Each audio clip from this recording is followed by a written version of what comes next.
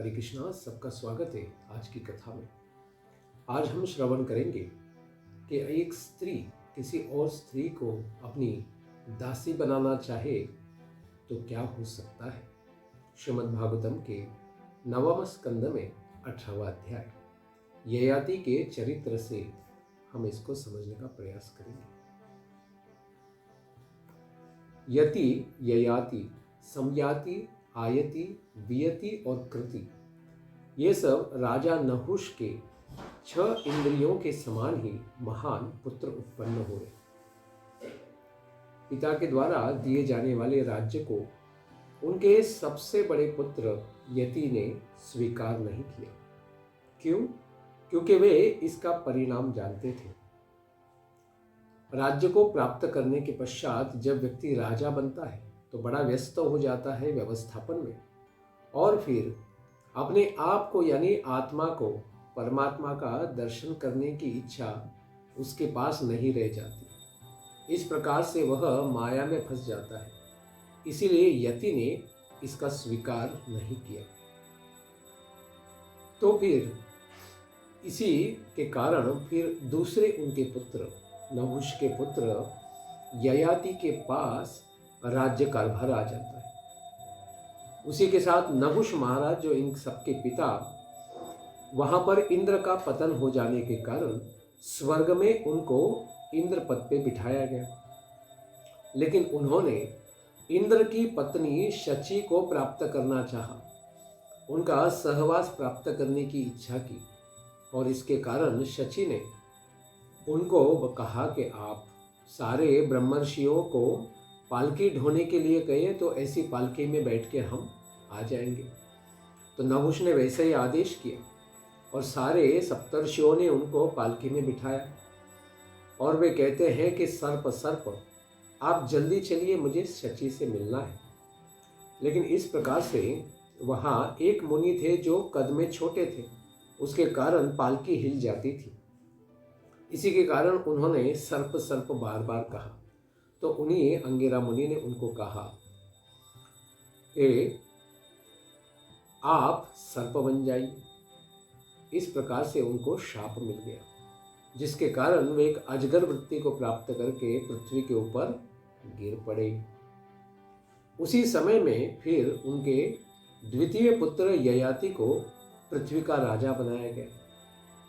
फिर राजा ययाति ने बचे हुए 4 भाइयों को चारों दिशाओं में नियुक्त कर दिया प्रशासन के लिए, और स्वयं शुक्राचार्य, जो सारे असुरों के गुरु हैं, इनकी पुत्री देवयानी से विवाह कर लिया।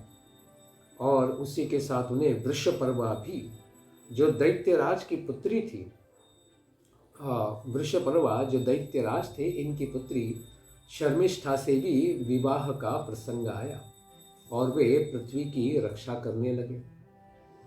राजा परीक्षित पूछते हैं कि हे भगवान शुकदेव गोस्वामी, भगवान शुक्राचार्य तो ब्राह्मण थे और नहुष तो राजा थे यानी क्षत्रिय, तो उनके क्षत्रिय पुत्र ययाति के साथ यानी इस तरह से ब्राह्मण कन्या का क्षत्रिय राजा के साथ प्रतिलोम उल्टा विवाह कैसे हो गया। तो शुकदेव गोस्वामी कहते हैं कि इस प्रकार से कुछ हुआ कि एक बार दानवेंद्र वृषपर्वा की पुत्री शर्मिष्ठा अपनी हजारों सखियों को और साथ ही गुरु शुक्राचार्य की भी पुत्री देवयानी के साथ विकसित पुष्पों वाले वृक्षों से भरे हुए अत्यंत सुंदर नगर के उद्यान में, जिसमें विकसित कमलों के ऊपर गुंजार करते हुए भौरे बड़े आनंद पाते थे, ऐसे सरोवर के तट पर विचरण कर रही थी।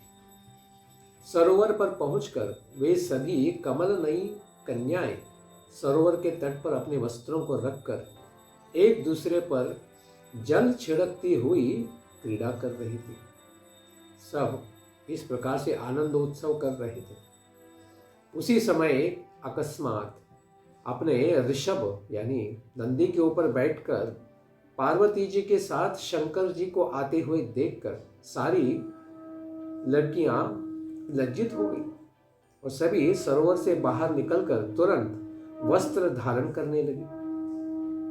लेकिन नहीं पहचान पाने के कारण शर्मिष्ठा ने अपने गुरुपुत्री के देवयानी के वस्त्रों को ही धारण कर लिया।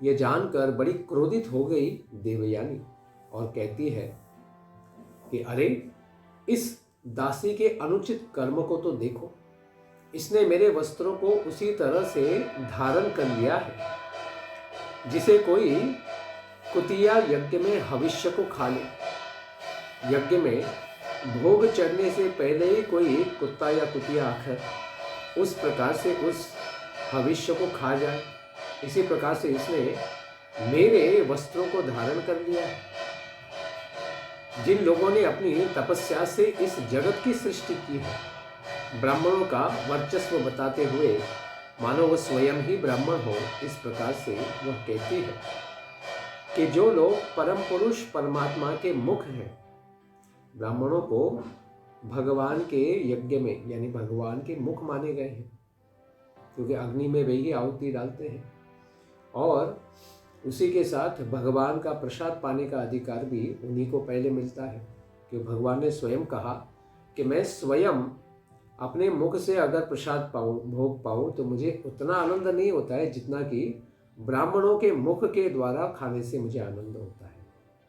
तो जो लोग कल्याणकारी परम ज्योति परमात्मा को अपने हृदय में धारण करते हैं तथा संसार को वैदिक मार्ग का उपदेश करते हैं, जिनकी वंदना और आराधना बड़े बड़े लोकपाल इंद्रादि देवता भी करते हैं, यही नहीं माता लक्ष्मी जी के एकमात्र आश्रय भगवान परम पावन विश्वात्मा वासुदेव भी जिनकी स्तुति करते हैं, उन ब्राह्मणों में तो श्रेष्ठ है हमारा भृगुवंश। इसका पिता असुर है और हमारा शिष्य है वृषपर्वा। यह शुक्राचार्य के शिष्य थे और उनकी कृपा से ही वे राजा भी बने थे। इस पर भी इस दुष्टा ने जैसे शूद्र वेद पढ़ जाए या कुत्ता हविष्य को खा जाए, उसी तरह से हमारे वस्त्रों को धारण कर लिया है। इस प्रकार बड़ी क्रोधित होकर कहती है। इस प्रकार गाली देने वाली गुरुपुत्री को चोट खाई हुई नागिन के समान ही बड़ी लंबी सांसें लेती हुई शर्मिष्ठा अपने ओष्ठ को दांत से दबाकर कहने लगी, अरे भिखारिन, अपनी स्थिति को जाने बिना मुझसे बहुत बातें कर रही है, बड़ी बड़ा चढ़ा के डींग हाँक रही है। क्या कौवे और कुत्ते के समान तुम भी हमारे घरों की ओर नहीं देखा करते? क्योंकि अपना पेट पालन करने के लिए तुम लोग तो हमारे फेंके हुए टुकड़ों के ऊपर पलते हो। इस प्रकार से ब्राह्मणों के प्रति भी वो अपराध करती हुई शर्मिष्ठा कहती है। देवयानी को ये सब कठोर शब्द सुनने पड़े, तो इसीलिए शर्मिष्ठा के मारे उसके वस्त्रों को लेकर देवयानी को कुएं में वो धकेल देती है। शर्मिष्ठा को क्रोध आता है। ऐसे एक क्षत्रिय स्वभाव वाले असुर राज की पुत्री थी। उसने फिर अपने कपड़े तो धारण कर लिए और देवयानी के कपड़े फाड़कर उसे विवस्त्र बनाकर एक कुएं के अंदर धकेल दिया उसने। शर्मिष्ठा के अपने घर जाने पर आखेट करते हुए ययाति घूमते घूमते वहीं पर जहाँ पर वो कुआं था जिसमें देवयानी को डाला गया था, उसे में जल पीने के लिए वहाँ पर पहुँच जाते हैं, क्योंकि वे भी आखेट पर थे। तो इस प्रकार वहाँ पहुँचने पर देखते हैं कि वहाँ पर विवस्त्र देवयानी वहाँ पर है, तो उन्होंने अपना उत्तरीय वस्त्र उनको दिया और फिर हाथ पकड़कर उनको ऐसे दयालु महाराज ने उस कुएं से बाहर निकाला। राजा ययाति से देवयानी ने प्रेम भरी वाणी में कहा कि वीर शिरोमणि, आपने मेरा हाथ पकड़ लिया है, इस प्रकार से अब कोई दूसरा व्यक्ति हमारा हाथ न पकड़े, इसी प्रकार से आप कुछ कीजिए। क्योंकि वैदिक काल में किसी अविवाहिता स्त्री का हाथ किसी पुरुष ने पकड़ लिया तो फिर उसे उसके साथ विवाह करना होता था। इसी प्रकार से उन्होंने कहा कि अभी हम किसी और से विवाह नहीं कर पाएंगे, क्योंकि कुएं में गिरी हुई ऐसी देवयानी को जिसका दर्शन हुआ है और जिसके कारण ही उसे कुएं से भी बचाया गया है, वो कोई ब्राह्मण हो ही नहीं सकता है। क्यों? ये देवयानी को कैसे पता था? तो देवयानी स्वयं बताती है कि बृहस्पति यानी देवताओं के गुरु, इनके पुत्र कच्छ जब मृत संजीवनी विद्या सीखने के लिए शुक्राचार्य के पास आते हैं, तो उनसे प्रेम होने के कारण देवयानी उनसे विवाह करना चाहती है। लेकिन कच्छ ने इसका विरोध कर दिया कि आप मेरी गुरु की पुत्री हैं, तो इसीलिए हम आपसे कभी विवाह नहीं कर सकते। उन्होंने विरोध किया। इस पर फिर देवयानी ने कच्छ को शाप दे दिया कि तुम जो मृत संजीवनी विद्या हमारे पिता महाराज से सीख रहे हो, वह तुम भूल जाओगे। तो कच्छ को भी क्रोध आ गया। उसने भी कहा कि देवयानी, तुम्हारा भी विवाह किसी ब्राह्मण से नहीं होगा। इस प्रकार से उसे इस शाप के बारे में पता था। इसलिए उन्होंने कहा कि महाराज, आपने मुझे इस कुएं से बाहर निकाला है, यानी आप ब्राह्मण नहीं हो सकते हैं। इस प्रकार देवयानी की बात के ऊपर आकृष्ट होते हुए ययाति भी उनकी बात को मान लेते हैं। ऐसे वीर शिरोमणि राजा के चले जाने पर देवयानी फिर अपने पिता महाराज शुक्राचार्य के पास आ जाती है और बड़ी रोती हुई सारी जो घटनाएं घटित हुई उनके बारे में उनको बताती है। और शर्मिष्ठा ने जो कुछ भी किया था वो सब भी वृत्तांत उनको बताती है। इस प्रकार शर्मिष्ठा के भयानक व्यवहार से भगवान शुक्राचार्य भी बड़े उदास हो जाते कि इन्होंने ऐसे क्यों किया, और पौरोहित्य वृत्ति की निंदा करते हैं, क्योंकि उन्होंने असुर कुल की सेवा स्वीकार की थी। इसके कारण फिर अभी उनका कल्याण तो उनको करना पड़ेगा। जिस प्रकार से द्रोणाचार्य ने भी असुर पक्ष यानी कौरवों का पक्ष ले लिया था, और उसी के कारण वे गलत होने पर भी उनके पक्ष के लिए स्वयं को भी उन्हें रण क्षेत्र में मृत्यु प्राप्त करनी पड़ी थी। उसी प्रकार से यहाँ पर शुक्राचार्य भी कहते हैं कि हमने दानवों की सेवा ले ली है, तो अभी हमारा क्या कल्याण होने वाला है। इस प्रकार से ब्राह्मण के लिए पौरोहित्यम विगर्हयम, पौरोहित्य वृत्ति का वो निंदा करते हैं और कहते हैं कि कपोती वृत्ति बड़ी अच्छी होती है। उंच वृत्ति के खेतों में ही पड़े हुए दाने उठा लो और उसी से जीविका करते हुए भगवान का ध्यान करो, यही वृत्ति अच्छी है ब्राह्मण के लिए। किसी गलत व्यक्ति की सेवा करना उसके लिए अत्यंत घातक हो सकता है। इस प्रकार से वे अपनी पुत्री को साथ में लेकर फिर नगर की ओर जाते हैं जहां वृषपर्वा होते हैं। तो वृषपर्वा को जब सारी बात का पता चल जाता है तो वे गुरुदेव का ही देवताओं को विजयी बनाना कहीं संभव न हो जाए, यानी अगर शुक्राचार्य चाहें तो देवताओं का विजय करा दे और असुरों का अकल्याण हो जाए, इस बात को तो स्वीकार नहीं कर सकते। इसी भय के कारण फिर वे अपने गुरु को प्रसन्न करने के लिए उनके चरणों में गिर पड़ते हैं। भगवान शुक्राचार्य को क्रोध तो आधे क्षण तक रहने वाला था। उन्होंने शिष्य वृषपर्वा से कहा कि राजन, इसकी इच्छा तुम पूरी करो, क्योंकि इसको तो मैं त्याग नहीं पाऊंगा और तुम्हें इसका कल्याण करना पड़ेगा। तो वृषपर्वा ने भी कहा, अगर हम मानेंगे नहीं तो बड़ा शाप मिलेगा। इसलिए वृषपर्वा ने भी कहा कि ठीक है महाराज, देवयानी जैसे कहेगी वैसे ही हम करेंगे। कि देवयानी ने कहा, जिस भी घर में मेरा विवाह होगा उस घर में मेरी दासी के रूप में देवयानी पूरे जन्म मेरे साथ रहेगी। इस प्रकार शर्मिष्ठा को अपनी दासी बनाने का आशीर्वाद उन्होंने वृषपर्वा से मांगा, और वृषपर्वा अभी उनके पास कोई दूसरा रास्ता नहीं था। देवयानी ने चाहा कि शर्मिष्ठा अपनी सारी 1000 सखियों के साथ उनकी सेवा में विवाह के पश्चात जाए। इस प्रकार शर्मिष्ठा अपने परिवार को बड़े संकट में देखती हुई और उनके गौरव को भी बचाना चाहती थी, इसीलिए अपनी 1000 सखियों के साथ दासी बन गई देवयानी की और उसी की सेवा में लग गई।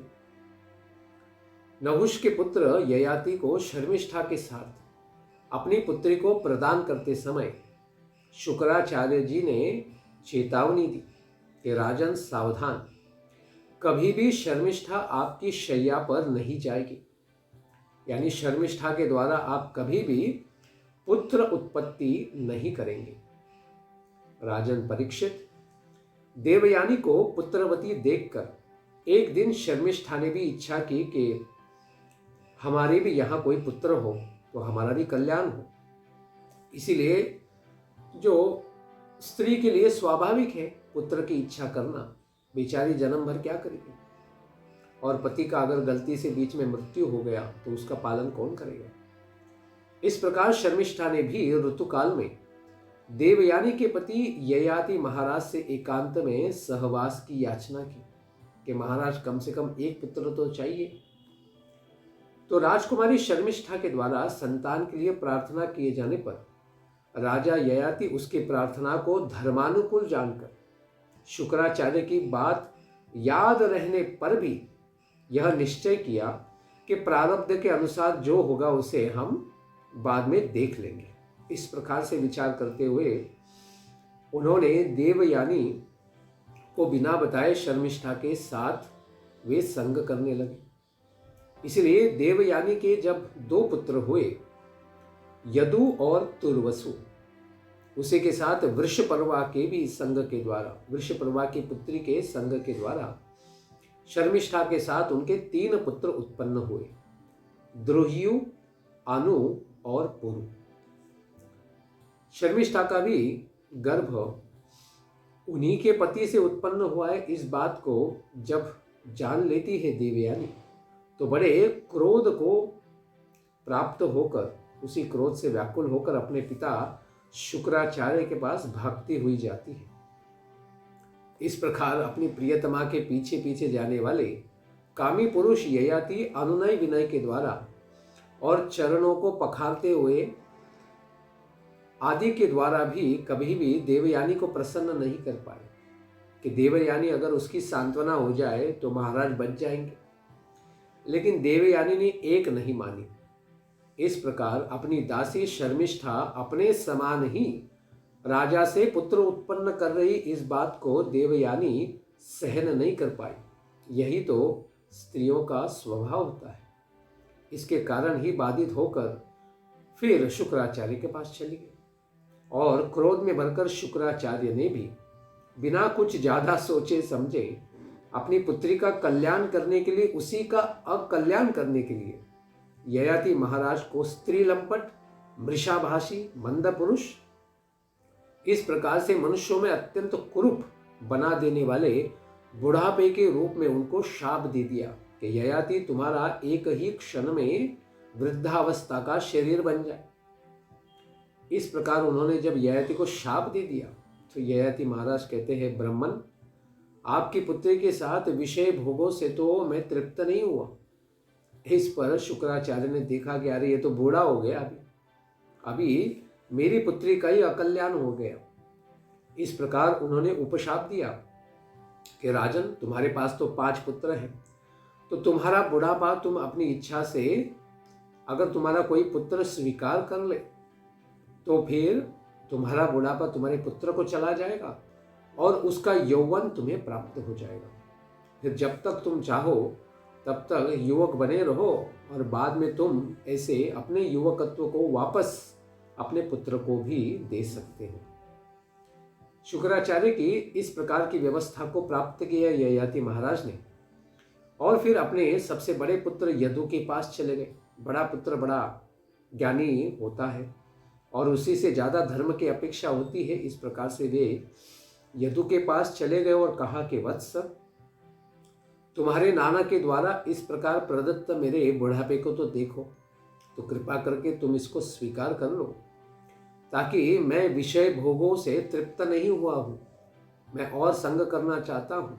तो इसीलिए कुछ समय के लिए तो क्या करो, कुछ वर्षों के लिए मेरा बुढ़ापा तुम स्वीकार कर लो, बाद में तुम्हें मैं इसको वापस कर दूंगा।